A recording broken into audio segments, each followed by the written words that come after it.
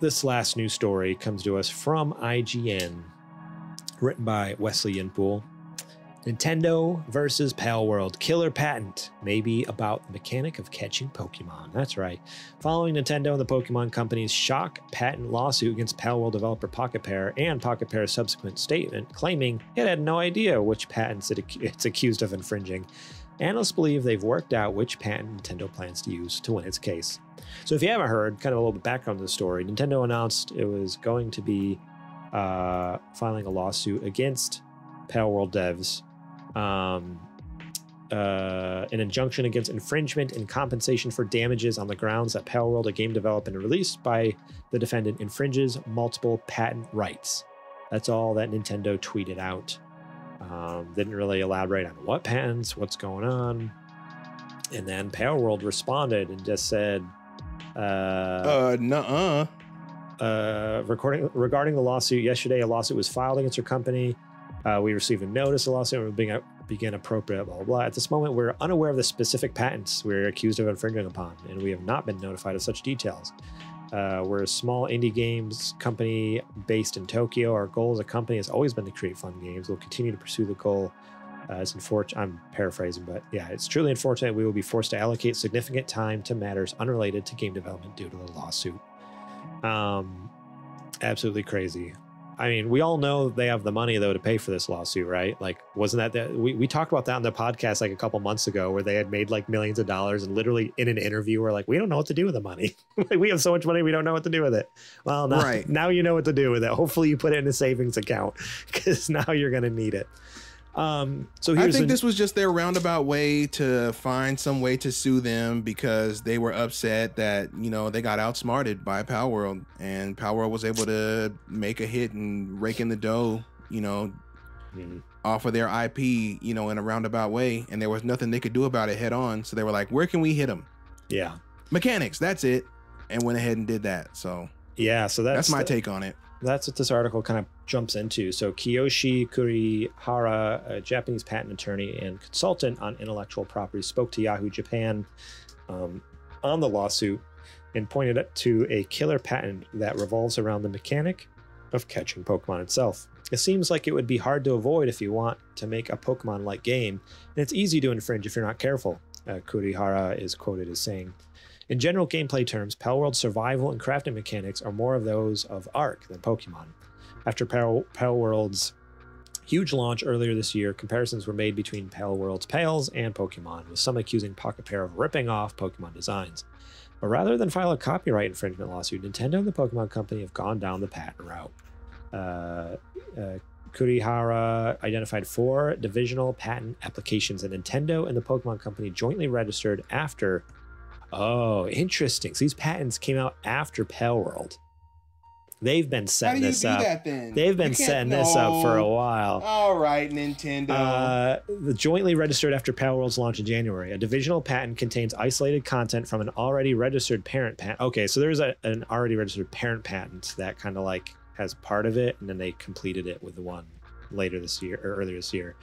Patent number 7545191 describes aiming a capture item, Pokeball, at a character placed on the field Pokemon, releasing the capture item in a direction determined by player input. Judgment of whether capturing is successful or not upon contact between the capture item and Pokemon, and changing of the Pokemon status to owned by the player when capturing is successful. In addition, the patent also covers the mechanic of having capture probability displayed to the player, regardless of whether it uses colors, graphics, or numbers, which Palworld has. There's like a little percentage of like what the probability is of catching a Pokemon. So that patent, alongside 3 related others, were not only approved in August, which might help explain why it's taken so long for Nintendo to announce its lawsuit. The parent patent of the 4 divisional patents was registered in December of 2021. Thus, Automaton points out, are legally effective against Palworld, which launched in January of 2024. So an original patent, they don't really talk about what the original parent patent is. But they were able to piggyback with these 4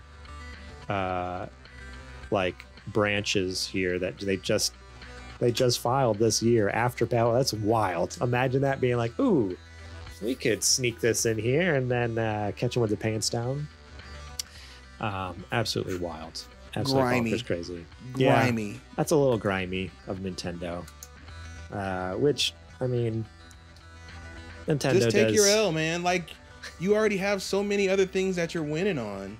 Just hold the L for this one and move on. Now you're giving them even more eyes. Right? I know. Which means they're going to sell even more copies. You maniacs. You should have just let it go. Just let it go. Let it go. Too late. Yeah, I hadn't read that last part until just now, and now it's like, oh shoot, like that's really scummy. I didn't really have too much of an opinion on this before, but now I'm like, oh shoot. Like initially my feeling was kind of like, well, Palworld was playing with fire, you know, it was bound to happen. But hearing that Nintendo is being kind of like scummy about it, I'm like, oh well, I don't know. Like Nintendo's kind of quick, we got the patent, sue them. Yeah, exactly. They're both kind of Palworld was kind of asking for it, but Nintendo went about it in a slimy way, above and beyond to kind of like, all right, we got him now, boys. Yeah. Absolutely crazy. So I don't know. We'll see what happens. Was there any more? I don't think there's much more you can get out of it. I was just looking at the article to make sure there was no new statements from them. So yeah, just as the original statement saying, hey, we apologize to our fans and supporters. We're going to work through this and figure it out. My thought is like, all right, they win or lose a lawsuit. Like say they lose, like they straight up just stop selling the game, or do they patch out that mechanic? Like they just functionally change the entire game in order to keep it up. If they're resourceful enough to get around their designs and like kind of play in their face about it, then they're resourceful enough to figure out how to get around the capture mechanic. Maybe they'll just use traps or something like Monster Hunter. I don't know. Right. But they'll figure it out. Instead of spheres, instead of a Pokeball, it's like cubes. Mm-hmm.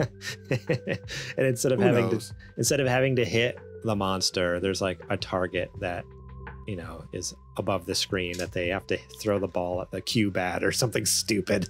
I don't know. Absolutely bonkers crazy. Very on one hand, it's like I get trying to protect your IP. Like I wouldn't have faulted Nintendo for suing them over the designs. Right. That makes sense. But anything else, it's a mechanic. You can't, unless it's like, I don't know. You can't sue people over game mechanics. It doesn't work like that. Sorry. Yeah. I mean, you didn't design that mechanic.